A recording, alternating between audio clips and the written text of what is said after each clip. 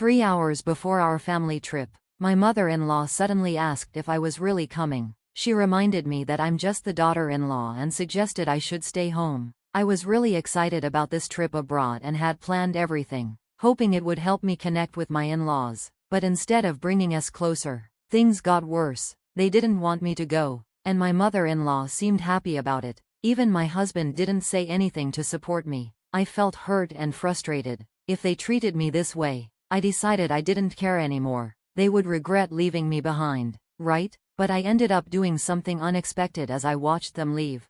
Let me introduce myself.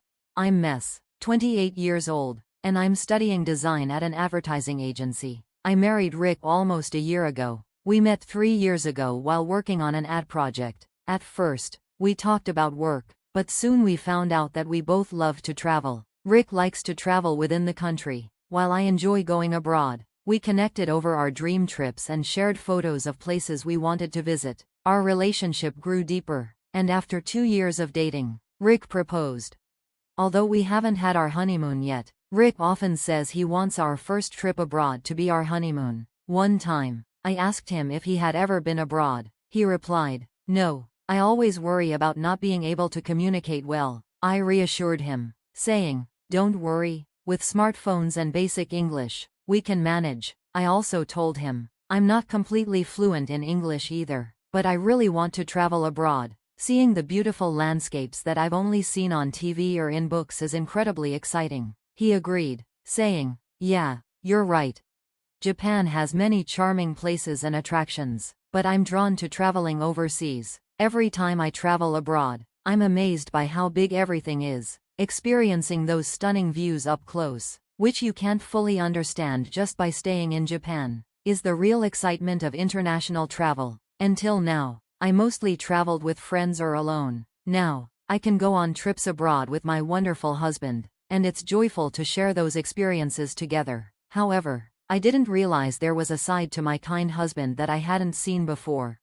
I noticed something about 2 months after we got married. We decided to rent an apartment halfway between our workplaces. Even though Rick's company wasn't doing well and his salary wasn't high, he still had some income. But just 2 months into our marriage, he surprised me with a request. He said, "Hey Sally, about the rent, could you cover mine for a while?" I was confused and asked why. He explained that his salary had been cut, and when he asked his parents for help, they told him to ask his wife. I was surprised and asked if his pay was really that low. He nodded quietly. He had always been cheerful, but seeing him like this made me hesitant to ask more questions. I never expected this just 2 months into our marriage, and it left me feeling disheartened. I should have checked our salaries before we got married. I didn't want him to take on extra work with his already long hours, so I said, "Okay," and decided to cover the rent completely starting that month.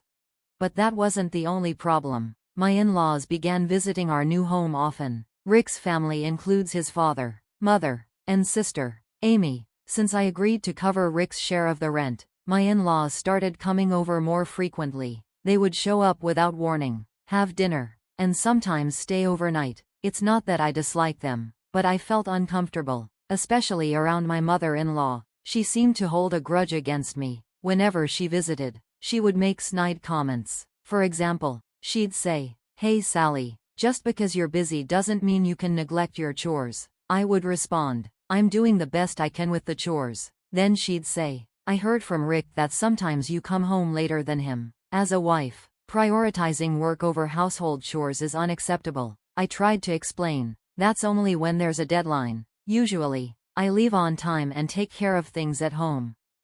I always found myself getting defensive. My mother-in-law would say, "I bet work is more important to you than Rick." I would reply, "That's not true." I turned to my husband, hoping for support, but he just chuckled awkwardly and said, "Don't fight, okay?" It frustrated me that my mother-in-law annoyed me, but I was also angry at Rick for not standing up for me. Even when my father-in-law and sister-in-law made snide comments, he just smiled and watched. He always went along with their remarks, which hurt me more than dealing with the comments themselves. One day, when I got home from work, I found Rick looking at a travel guidebook for Hawaii. I asked, "What's that for?" I was curious about his sudden interest in travel. He lit up with excitement and said, "Hey Sally, How about going on a trip to Hawaii together? You've been there before, right? I replied. Yeah, I've been there 3 times. He continued. My family also wants to go, so your mom is coming too. I felt nothing but anxiety about his proposal. I really wanted to go on a trip abroad just with Rick, but with my in-laws involved, there were too many complications. Plus, I couldn't imagine my mother-in-law wanting to go on a trip with me, given how she felt about me. I tried to hint at my concerns, saying, I'd like to go to Hawaii, but I'm worried that your family won't enjoy themselves if I come along. He responded, that's not true. Besides, this trip was suggested by Mom. Just then, I heard someone knocking on the door. Hello? I called out. We'll be right out. I hurried to the front door. When I opened it, there stood my mother-in-law. Hello, Sally, are you going out today? She asked. I replied, we're actually heading out on a trip right now. I'm really excited for Hawaii. It's been a while. She looked confused and said, what are you talking about? We're the ones going on the trip. I was momentarily taken aback by her statement. Just then, Rick rushed over from inside the house, apologizing for being late. Seeing him, my mother-in-law smiled broadly and said, Rick, you're so late. I've been waiting outside. He replied, sorry, Mom, my hair wasn't cooperating. She urged him, you could have fixed that later. Come on, let's go. Dad and Amy are waiting. Hurry up. Then she added, Mom, that bag looks heavy. Let me carry it for you. My husband offered, thank you. You're always so kind. Rick, my mother-in-law praised him. He blushed happily at her words, but I felt a bit uneasy for a moment. Since it was the start of the trip, I didn't want to feel irritated right away. I grabbed my carry-on and began putting on my shoes. Then my mother-in-law looked puzzled and said slowly, wait a minute, Sally, what are you doing? I replied, I'm putting on my shoes too. We're going on a trip together. She responded coldly, enjoy your trip then. I was confused and said, what do you mean? We're all going to Hawaii together, right? My mother-in-law chuckled mockingly and said, seriously, you weren't actually planning to come along, were you? I insisted. Why would I not come on a family trip? She replied, this is supposed to be a family trip. You know, you're just a daughter-in-law, so obviously, you're staying home and holding down the fort. Just as I was about to walk out the door, her unexpected remark hit me hard, sending a wave of anguish through my chest and making me feel dizzy. I asked desperately, Rick, what does she mean? But he didn't respond. Instead, he headed toward the car with my mother-in-law, leaving me feeling like I might collapse. In that moment, my feelings toward Rick and my in-laws quickly cooled. What did I expect? Maybe it was foolish to hope my mother-in-law would ever support me, but I never imagined Rick would betray me like this. It became clear he had no intention of standing by me from the start. Everything felt absurd. I decided I didn't care anymore. I did love my husband, but I realized I was in love with an idealized version of him, not the real person. A spineless puppet who couldn't stand up to his family and just followed his mother's wishes. What had I ever seen in him? If only I had noticed this sooner, things might have turned out differently, but dwelling on regrets wouldn't change anything. I resolved to take action. Their trip was planned for a week, starting today. With that in mind, I packed my belongings into cardboard boxes and called my father to bring a car for me. While I waited for my father, my phone rang. It was my mother-in-law calling. I knew why she was calling but deliberately ignored it. She must have been furious since she had been calling me non-stop lately, but I stood firm in my decision. Then my husband called. He probably had a lot to say. I took a deep breath and answered, hello?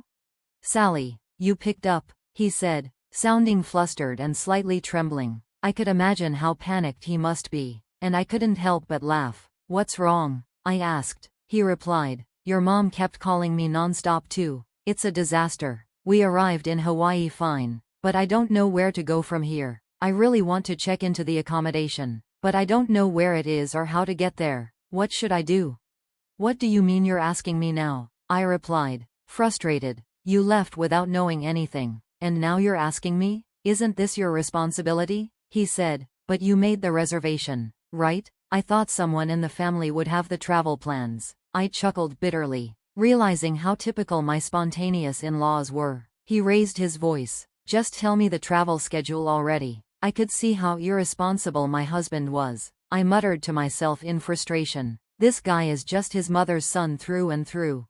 I firmly demanded to know the travel schedule from him. Are you kidding me? I'm feeling seriously uncomfortable because of you guys. Why do you think only you should have fun? He protested. There's no way I'm telling you. Figure it out yourselves. I retorted sharply. That's too heartless. I'll buy souvenirs. He tried to reason with me, but I replied, souvenirs? I don't need them. Don't make a fool of me. I trusted you and put up with your family, but I've had enough. How could you? I couldn't hold back my disappointment. This incident made me realize that he was just as disappointing as his mother. I felt used, only there to make travel plans, and left out of the much-anticipated trip to Hawaii. I couldn't forgive his family for this betrayal. I thought, let them struggle in that unfamiliar place on their own. Wait, hey Sally, my husband called out, but his attempts to reach me fell on deaf ears as I firmly ended the call. After waiting for my father, I headed straight to my parents' house. Meanwhile, it turned out that my husband and his family were having a rough time in Hawaii without me. Despite arriving, they panicked because they didn't know where their original booking was. They ended up staying at a random luxury resort, paying $5,000 per night for 4 people and maxing out their credit cards, which were eventually declined. They ended up spending the last 3 days camping in Hawaii. With my husband's modest salary, there was no way he could pay off the maxed-out credit cards. Ultimately, I decided to file for a divorce, citing his financial irresponsibility. While I awaited my husband's agreement, I was determined not to give up. I had already consulted a lawyer, so the divorce process was underway. This incident caused a rift in my husband's family. He blamed his mother, and she blamed him, leading to estrangement. As for me, I would stay with my parents until I found a new place. Initially worried, my parents now admired my resilience. I won't deny that I'm hurting, but dwelling on such a toxic family is pointless. This experience has taught me to better judge people in the future, and that's my focus moving forward.